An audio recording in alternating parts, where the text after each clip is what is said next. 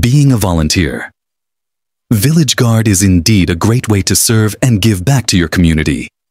By volunteering your time and effort, you are helping to keep your village safe and secure, and making a positive impact on the lives of those around you. As a volunteer Village Guard, you are also setting a great example for others and showing that community service is an important part of being a responsible and caring citizen. Keep up the great work and thank you for your dedication to your community.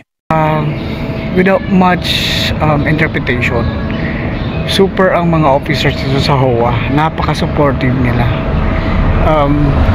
Binigyan nila ng pagkakataon ang Kabalikat International Association na magkaroon ng pangkabuhayan at nirespeto nila, mataas ang tingin nila sa mga kabalikat. It's just that may mga pagbabago na nangyayari at ang mga nasa loob ng village, pati outsiders ay naninibago dun sa pag-take over ng kabalikat. But moreover, the village was superb, and I really appreciate the officers, the cooperation, coordination sa mga officers dito. Napakabait nila. Sana po ma-realize ng mga homeowners na ganun po ang effort ng mga board para mapanatili ang kalinisan at ang kaayusan sa village. Mag-coordinate at mag-cooperate po lahat ng mga homeowners ng isang village, regardless kung anumang village ka, saan man, exclusive man yan or semi-private man yan, basta village. Tapos irespeto nyo po yung mga gwardiya na nakatalaga, dahil hindi po yan nilagay dyan para display lang. Based on my experience, maaring nakaranas ako sa last night ko po, I was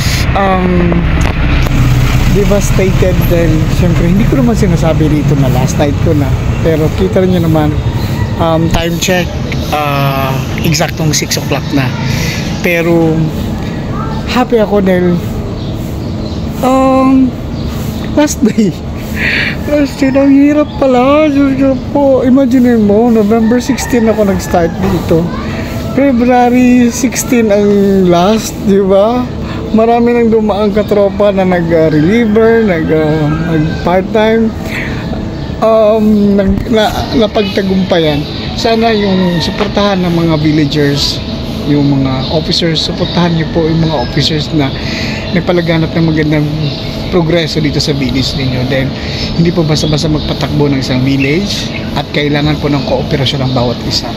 Pero as far as Kabalikat is concerned, we are so thankful na binigyan nyo kami ng pagkakataon, lalo na ako, na mag-cover, undercover dito sa village ninyo.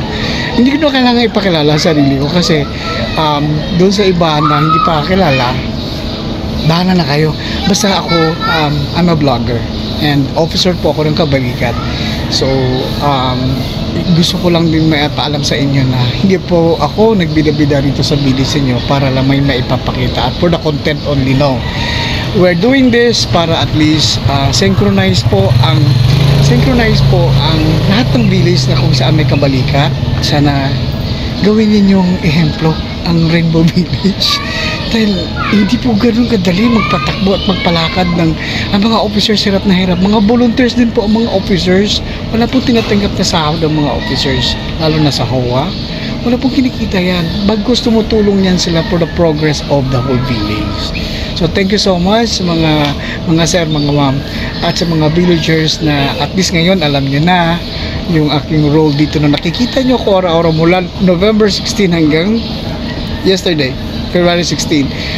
Sana do not take it against me kung nasita ko kayo or nasungitan ko kayo. So sorry, pero not sorry, because role ko yun. And I am very unapologetic pagdating dyan kasi kailangan gampanan. Pero doon sa outside of my framework, doon sa task, hingi ako ng dispensa doon sa mga nagagalit sa akin or nasupladuhan or ano lang yun, trabaho lang yun, kasi kinakailangan gampanan namin. So ngayon, sana at this time moving forward, sana maintindihan nyo, mahalin nyo ang gwardiya ninyo, kasi hindi yan forever na nandyan na magbabantay ng peace and order. At irespeto ninyo regardless kung babae, lalaki, regardless sa edad, kung sino man nagbabantay sa village, kasi hindi lahat po kayang gampanan ng 12 hours, walang tulog magdamag, hindi po kaya. kahit pa blue guard yan at yung iba, kahit na regardless kung sino man ang nagbabantay sa gate ninyo, kasi pinoproteksyonan po ang inyong peace and order sa inyong village. Maraming salamat po doon sa mga nagagalit, naiinis. Ganun talaga. Ngayon, kung magkikita man tayo outside of this area, okay lang, consider nyo ako, wala namang problema. I'm a public person. And once again, maraming salamat sa suporta. Ito, magpapahinga na ang inyong lingkod, and I think I have done my part, and thank you so much, guys. Thank you so much. Actually, yun nga, sabi nga ng isang officer, ano ba nangyari sa akin from call center, nagpunta ako dito sa ganito. Sabi ko, wala kailangan kong gampanan, at ito'y kasamang malasakit dito. Kung hindi man na-appreciate ng iba, it's okay. Sooner, appreciate niyo rin yung pagmamalasakit ko dito sa village ninyo. And I think that's all for today. Enjoy the rest of the day and have a good one. See ya. See you around.